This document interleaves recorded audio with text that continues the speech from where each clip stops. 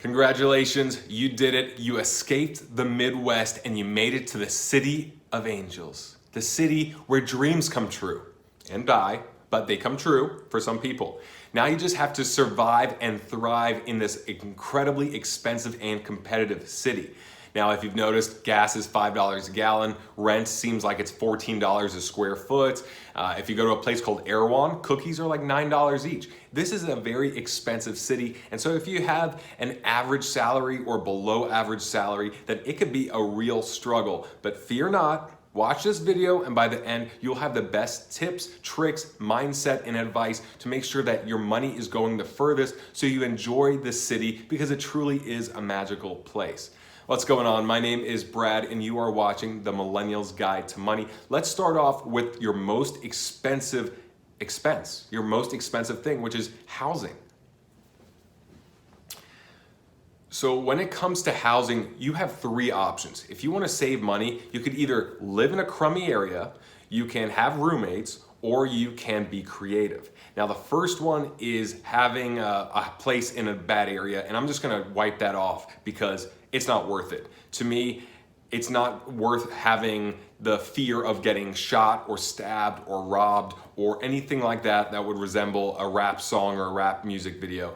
That's not gonna be for me, and I hope that's not gonna be for you, because number two is having roommates, and that's a much more practical and better option. You just wanna make sure you have a great roommate, which is easier said than done, but you interview different people, you go on the Facebook groups, the LA housing groups, you see who you can meet in person and who you vibe with, and that's gonna be so much better than living by yourself and paying a fortune, because here I am in Hollywood, and I have a roommate, and it saves me $750 a month, and he's a great dude, so we get along, we're friends, and $750 a month is going out to eat, it's paying off debts, it's saving and investing. Trust me, it's much better to have a roommate. Just find a good one, take your time, and it's well worth it. Lastly is being creative, and this is not that easy, but there are some ways to be creative. Number one is to talk to a couple landlords that are looking to rent out their place and offer to get a 2-bedroom or 3-bedroom and Airbnb out the other rooms. Some landlords will not be cool with it at all, but others might be cool with it if you are gonna split some of the profits. So if they're looking for $2,200 a month for a 2-bedroom, what if you say, well, I'll give you $2,400 a month, but let me Airbnb this out. Now, for $80 a night or whatever rate, you could either live rent-free, or you could have a significant reduction of your rent and almost live rent-free, or if you're really good, you could actually profit after all of it. So Airbnb is incredibly popular here. You just gotta make sure that your landlord is cool with it and you know how to do it right. And that's a whole different subject, whole other different videos, but that's one way to offset really high rent. The other way, which is not nearly as common, is I'm starting to see a lot of RVs, campers, people coming here with their campers and just camping out. I mean, you can have like a nice camper with beds and bathroom and everything else, but that's one way to not have to pay for rent. Now, some of them are on public streets, others go to campgrounds, but you wanna be in the proximity of LA and you wanna save as much as possible on housing because it gobbles up so much of your income, but there's so many things to do here, so many better ways of spending your money. You don't want it to go towards just 4 walls and a shower. Okay, number two is transportation. And yeah, LA is incredibly spread out, very big, and you need to get around. There's no way around it. Is that a pun? Around, yeah. Well, anyway, first 2 years I lived in LA, I did not have a car. I had a bicycle for the first 3 months. Best decision I ever made. And then I got a Vespa. I had a motorcycle license already, so I got a Piaggio BV 250cc Vespa, basically like a small motorcycle engine, and I went everywhere on it, and that was the second best purchase I ever made because it saved me probably thousands of dollars over the 2 years because I didn't pay for parking. Gas was 50 miles per gallon on that thing, and insurance was only $15 a month. So I was saving so much. Plus, I got to skip traffic, and I got to almost die every time I went to Trader Joe's. But anyway, it was fun. So transportation, if you have your own car, that's fine. Just do not buy a vehicle that's bad on gas, that's high on insurance, and that's just fancy. You don't want a luxury car here when you're on a budget. It just is not practical. And again, you can have a Maybach, you can have a Bentley, a Rolls Royce, but you know what? That doesn't mean you're not going to be in traffic. So you might as well just use that money towards things that are going to bring better value to you, more enjoyment, more fun. You do not want to be car rich and poor. Yeah, just cash poor, car rich, because you know what? Point A to point B, doesn't matter what you're driving. Traffic is traffic, and as long as you got AC and a radio, you're fine. The other thing is, don't assume you need a car. If you're in Hollywood, West Hollywood, if you're in a central area, then you might be okay with just getting a bicycle, doing a metro rail. There is public transportation here. It's not phenomenal, but definitely look up the metro rail schedule and see, and try it out. Try it out. Go as long as you can without a car and find the alternatives. They have these bike share programs. They have these scooter share programs. They have all these things. And when you add up how much a car actually costs, the payment, the maintenance, the gas, the parking, the insurance, everything, it's gonna be like $1,000, maybe even more. If you can just Uber or Lyft in between taking bicycles and Vespa or something else, you could save a lot of money. Just do not buy a fancy car when you're on a budget. Next up is food and entertainment. And I gotta say, there are thousands of amazing restaurants here that is just eye-popping and it's trying to draw you in. And this place looks so good. This place is so good. I've heard of this place. But you want to meal prep. You want to cook at home the majority of your time. So hopefully your apartment or your house has a decent kitchen. Now, when it comes to going to grocery stores, there's only one that I really love and really believe in, and that is Trader Joe's. The value is just phenomenal. I can be in Tampa, Florida, and I can be here in LA, and the prices are identical in spite of the cost of living being so wildly different. And one of the reasons is because Trader Joe's makes and distributes a lot of their own stuff. So it's not like you're paying for marketing cost from all these companies having ads and Instagram ads and commercials and whatever else. Trader Joe's is like, yo, you want organic green beans? Here you go, organic green beans, and we're not gonna charge you any more because we don't advertise.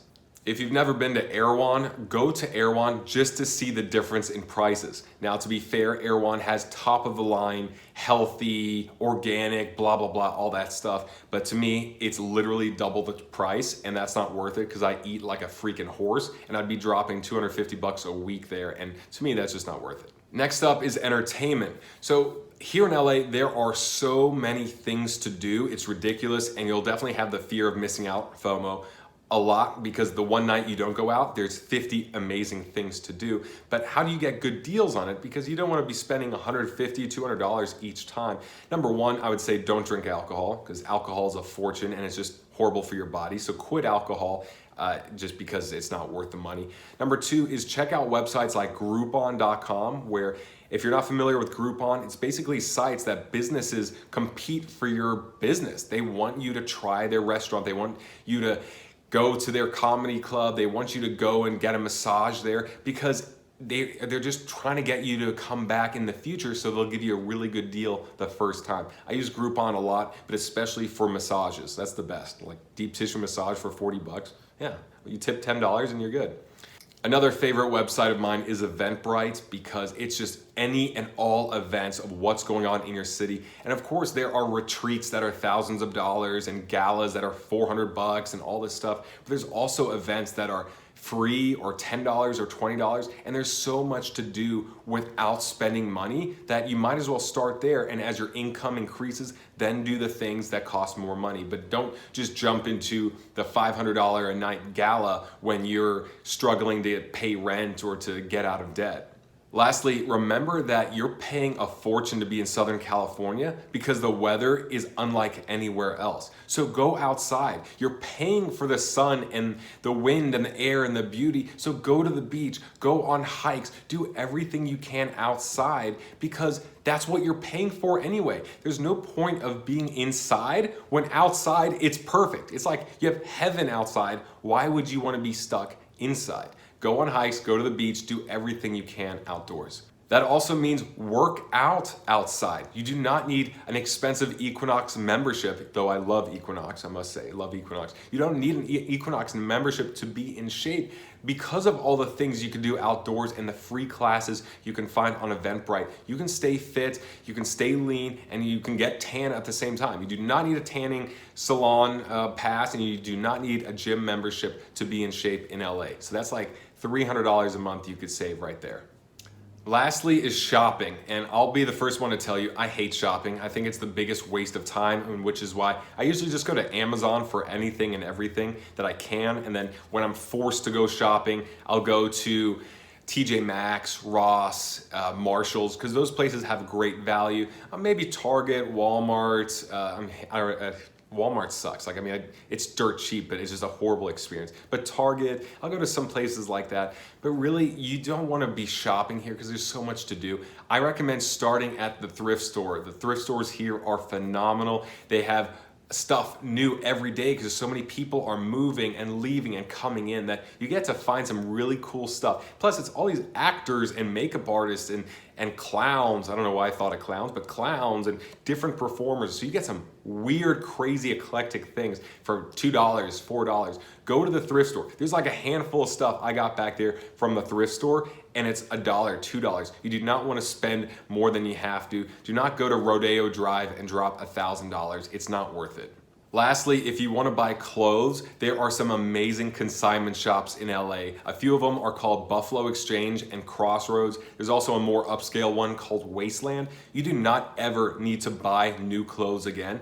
I got like a Lululemon jacket for $40, that brand new is $120. Rag & Bone jeans for $40, that brand new are $200. I got so many Adriana Goldschlager, AG, whatever AG is, $30 pants, $30 jeans, that new would be $130, $140. Seriously, buying new clothes in LA is such a waste because so much is going to these consignment shops. And the great part is that you can buy it used in great shape for a fifth of the price, a fourth of the price, and then sell it in a year or two or whenever you're done with it and still get half of that back. So you can pretty much rent these clothes for either for free or for just like an eighth of the price. That is a deal, and that is how you dominate your clothing budget. In a nutshell, yes, LA is expensive, but guess what? You are smarter than LA. You can make it. You are going to make it. Let everyone else go broke and move back to the Midwest, and you're going to make it as an actor, producer, entertainer, lawyer, doctor, whatever it is you want. Just be smart with your money now. Remember, you do not have to buy new. There's plenty of great used things. There are websites that are gonna compete for your business. Take advantage of that. Take advantage of the outdoors and of Trader Joe's and roommates, and have a great time in LA. I'll see you out there. Don't hit me, I'll be on my Vespa.